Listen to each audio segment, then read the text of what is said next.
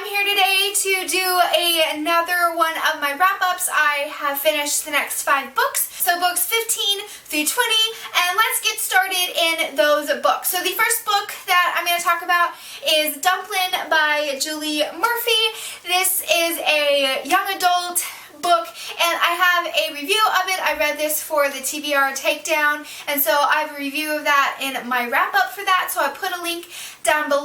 I really enjoyed it. I thought it was a good book. I thought the writing was fun, and yeah, so I gave this book a 4 out of 5 stars. And the next book that I have to talk about is How to Catch a Prince by Rachel Hauck. This is also in that TBR takedown wrap-up, so again, it's linked down below, so if you want to hear all of my thoughts on it, go and check that out. I gave this book a 3.75 out of 5 stars, I believe. I enjoyed it. I thought it was a good ending to the series, and if you're looking for a good romantic contemporary book about princes and princesses, then I would check this series out. Okay, and then the next book that I want to talk about is Me Before You by Jojo Moyes, and I have a full review of this, and I'll put a link down below. It has a spoiler-free and a spoiler section, so if you want to hear all of my thoughts about this book, go check that out. Ultimately, I thought this was a good book. I really enjoyed the message, I really liked the characters, and the writing was beautiful, and I gave this a 4 out of 5 stars. And then the next book that I have to talk about is Winter by Marissa Meyer. This is the 4th and final book in the Lunar Chronicles, and I got to buddy read this with Delano. It was a fantastic buddy read. I really enjoyed the comments that we shared back and forth and how we both kind of felt about some of the characters, and it was great fun. Okay, so in my thoughts on this book, I spent about over half of this book, not caring about any of the characters. I didn't care. I didn't care really what was going to happen to them. I am not a big fan of how that everybody is paired off, and that's just really kind of annoying. And just most of the characters really bothered me. Winter especially is the most annoying character not the most annoying character I've ever encountered, but one of the most annoying characters I've ever encountered. She just is very, she's just so obnoxious. She's just so obnoxious, and I couldn't care less what happened to her. I really couldn't. And just the fact that, yes, I think it's noble of why she is the way she is, but on the other hand, I'm just like, just stop. You're not being noble, you're just kind of being dumb by now. So Winter, I didn't like Winter, and I didn't like Jason. I didn't like him as a character at all. The only characters that I've liked from the moment I met them, and that is Thorn. I absolutely love Thorn. I think he's hilarious. He's so funny. He brings just comedy to the book, and he doesn't take really anything serious, but he is serious, you know? And he just reminds me of Captain Jack from Doctor Who, and so that's who I was picturing the entire time I read him. And then I really like Aiko. She is one of my favorite characters. I liked her from the very beginning, and I just think she, again, brings something different to the table, and really just every time that she is in the scene just makes the scene, and I absolutely love her. And then I really did like Scarlet. Scarlet is my favorite book of the series, and I don't know, I think because I feel like she has a reason to be fighting, if that makes sense. Like she was fighting because she wanted to find where her grandmother went, and I just feel like she got caught in this mess in a way that actually makes sense of why she got caught in the mess.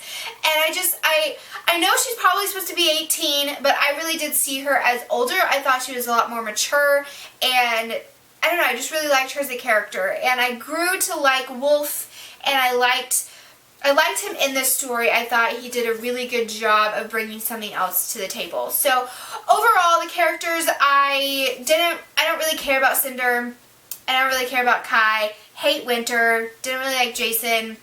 And Cress grew on me. She did. I saw that she went from someone that was very naive and very just silly, and she grew, and I feel like she matured in the things that she had to deal with. And so I really did like Cress by the end of the story. I just find it very unbelievable that Cinder could go from a servant to what she is now, and people actually follow her. So overall, I liked the story. I thought it really did a good job of tying in everybody's story, of bringing everybody together. I think the thing that annoyed me the most was that it breaks every single rule of a survival story. It breaks every single rule where you're supposed to stay together, but they split up every single chapter. Like, they're splitting up. And one of the things that the law gnome and I were joking about is that it's like Scooby-Doo, is that they always split up. It's like, okay, you guys, we'll go this way, you guys go that way, and something bad always happens. And it's just like, oh my goodness. And we joked about how at the end, like, you know, if they win, you know, and Lavada's like, oh, I would have won if it hadn't been for you pesky kids. And it made us laugh because it really did. It's like these Scooby-Doo moments of like, okay, we have this really dangerous thing and we really should stick together because it's wise, but we're going to split up in 4 different groups because that makes sense. And then you don't know what, it's just, yeah. So overall, I thought it was a good story. It just had those most frustrating moments, and just one of those frustrating moments of like, we're in danger, but we're gonna make out for 20 minutes. Seriously?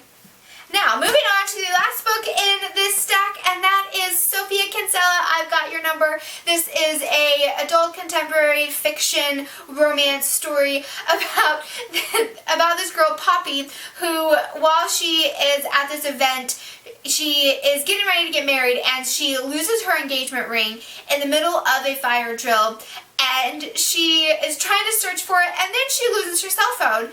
And so she doesn't have a number for like the hotel and all of that, people to call her if they ever find her ring. And so she is walking around the hotel and she sees this cell phone in the trash bin.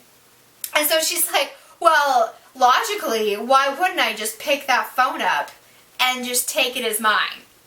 And then this just throws her into this crazy journey with Sam, who is he's not a CEO, he's like this big leader in this company, and that was his PA's phone, and he's like, give me my phone back, and she's like, no, I need it. And so she ends up basically becoming his PA for a couple weeks while she keeps the phone, and it's just, I thought this was hilarious. I just thought that Poppy was just this neurotic, crazy, funny, lovable character that, oh, she's just kind of ridiculous. And then I just thought it was really fun. It's classic Sofia Kinsella and just the lovable characters, and this would make a really funny movie. It would make a really funny movie. So yeah, so I ended up giving this book a 3.5 out of 5 stars. I enjoyed it. If you like Sofia Kinsella, I definitely say that you should pick it up because it is enjoyable. And yeah, so I think that's all I have to say about that one. So those are the last 5 books that I have read, and I am pretty proud of myself because we are in May and I've already read 20 books, and I am in the middle of 5 other books, which is insane, but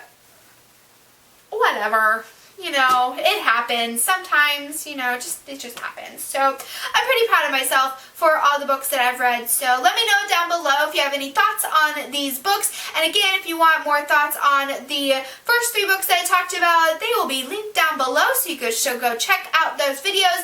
And as always, guys, I hope you're having a great reading month, and I will see you on the flip side. Bye! Bye! That was basically just a review of winter. I should have just done a full review of winter. Should have.